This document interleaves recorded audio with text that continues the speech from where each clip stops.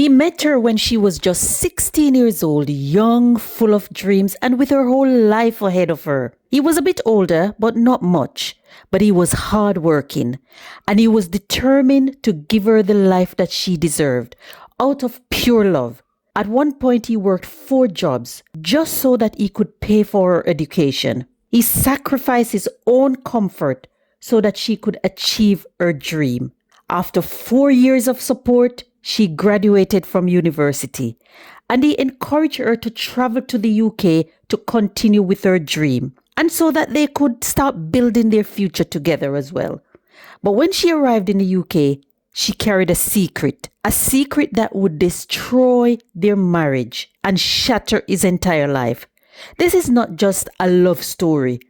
It is a story of sacrifice, betrayal, heartbreak, and lessons to be learned from it. You'll be shocked when you hear this story, so keep watching.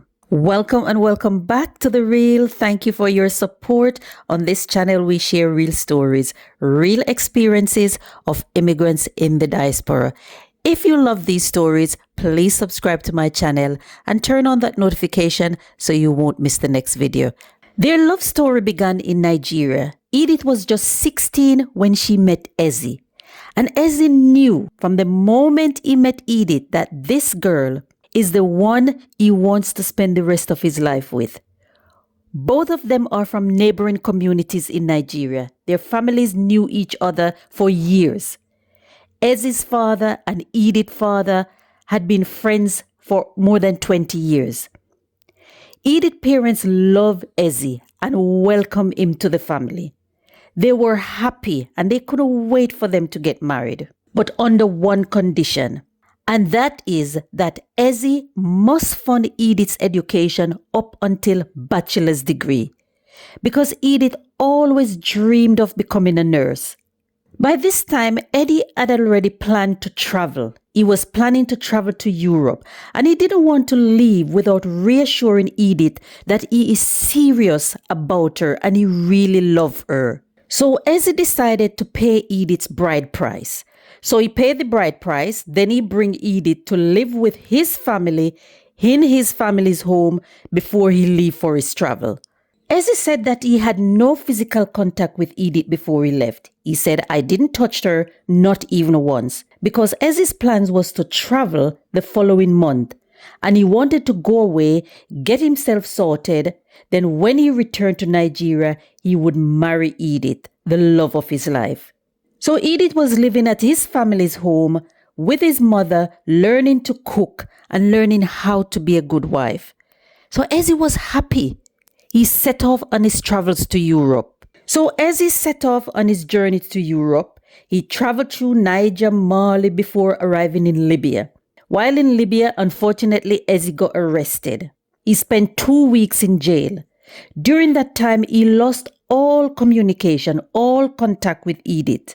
After he was released from jail in Libya, he managed to journey from Libya to Italy. From Italy, he moved to Spain and then to France. So he was doing a lot of traveling. While he was in France, he applied for asylum, but sadly, his asylum application was rejected. He remained in France, and while he was in France, that is when he managed to get in touch with Edith again. Because while he was moving from country to country, he lost all contact with Edith. So he finally got in touch with Edith, and he told Edith everything that happened. He was arrested in Libya. He was hospitalized at one point for weeks because he was so unwell. So Eze remained living in France. He was living in France undocumented, and he was working really hard. At one point, he was working 4 jobs. 4 jobs just to earn enough so that he could live and that he could pay for Edith's education. He worked day and night, and every paycheck he earned, he put money towards Edith's education.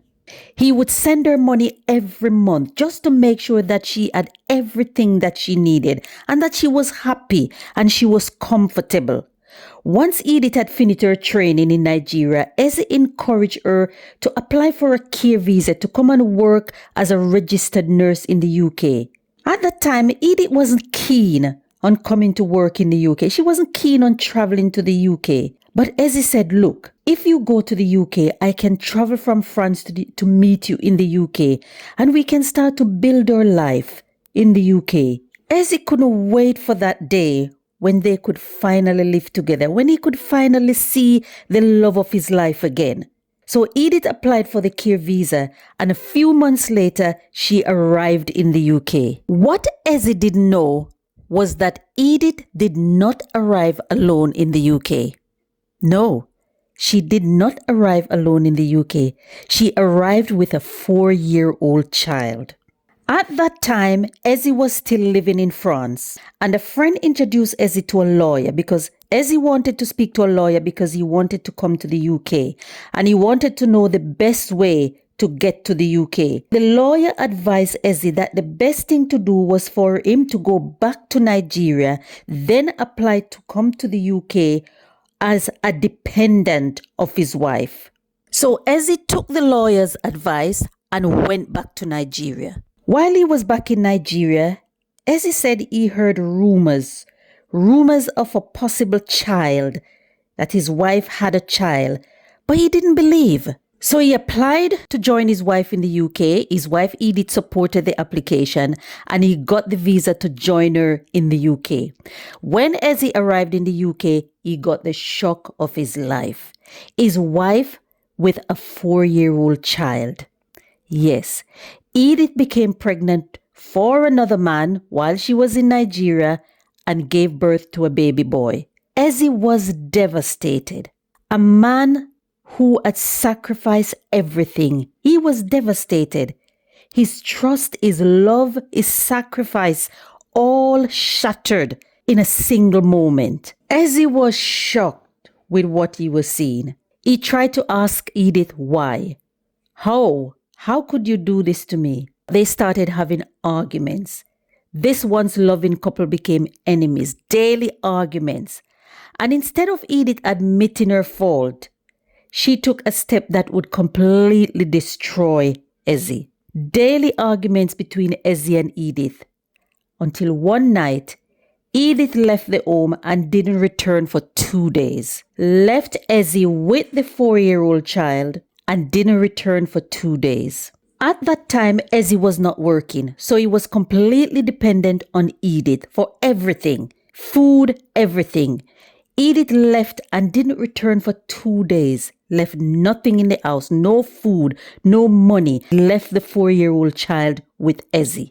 After 2 days, when Edith eventually returned home, Eze confronted her, asked her, where have you been? I've been calling you. You didn't return my call. You didn't answer my messages. Where were you? But the surprise continued. You'll be shocked what Edith did.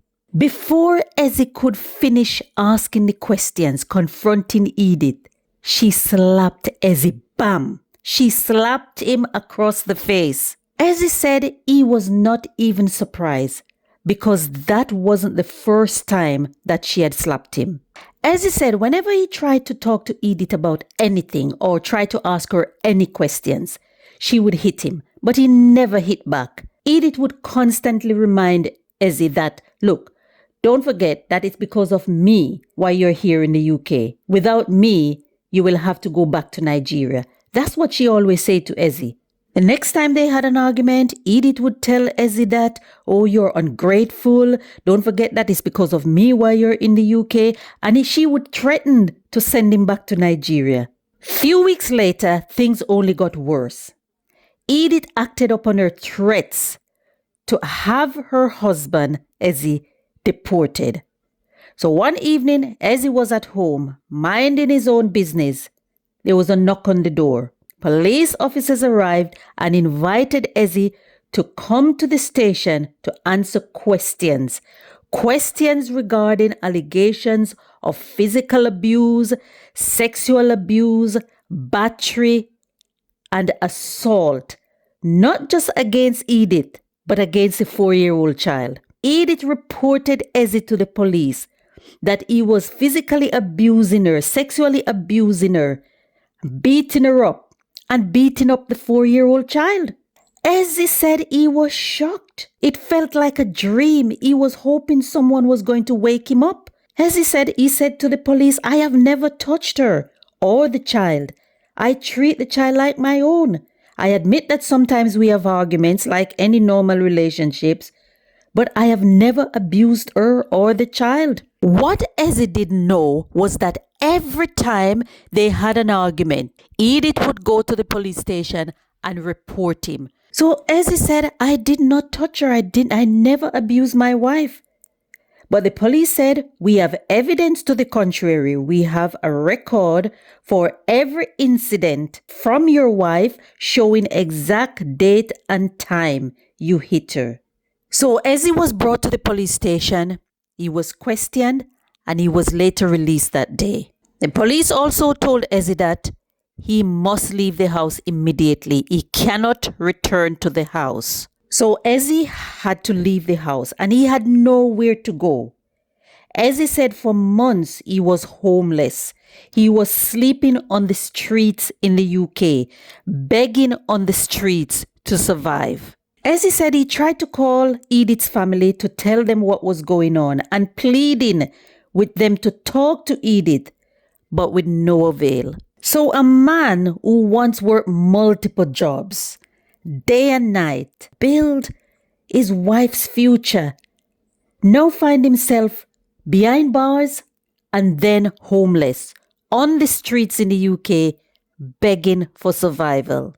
Eze had no contact with his wife Edith, no access to the home that they once shared.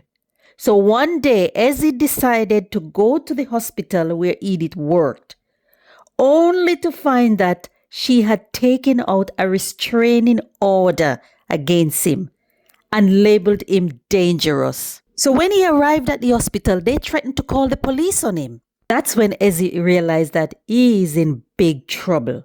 His right to stay in the UK was shattered.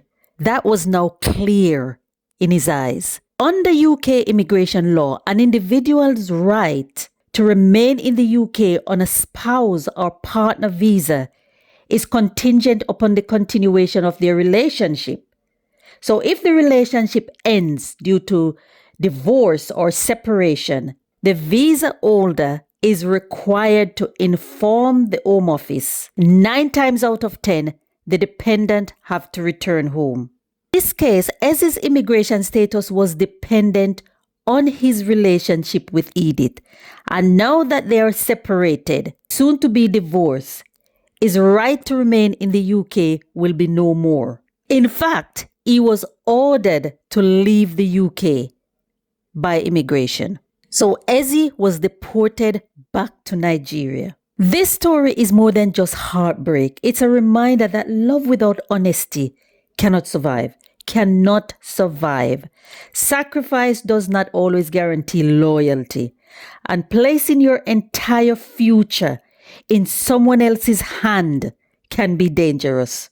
He gave her everything. In the end, he lost not only his marriage, but also his home, his status, the life that he had dreamed of. What are your thoughts about this story? Do you think Eze was a victim of betrayal? Or do you think this was just simple fate? Let me know in the comment. Don't forget to share this story because there are so many lessons that we can learn from this story. For immigrants in the diaspora traveling with their family, without their family, there are so many lessons to be learned. From sacrifice to betrayal, from dreams to deportation. This story reminds us that love is powerful, but secrets are even stronger. If you find this story eye-opening, don't forget to like, share, and subscribe for more real-life stories. Thanks for watching. I'll see you in the next one.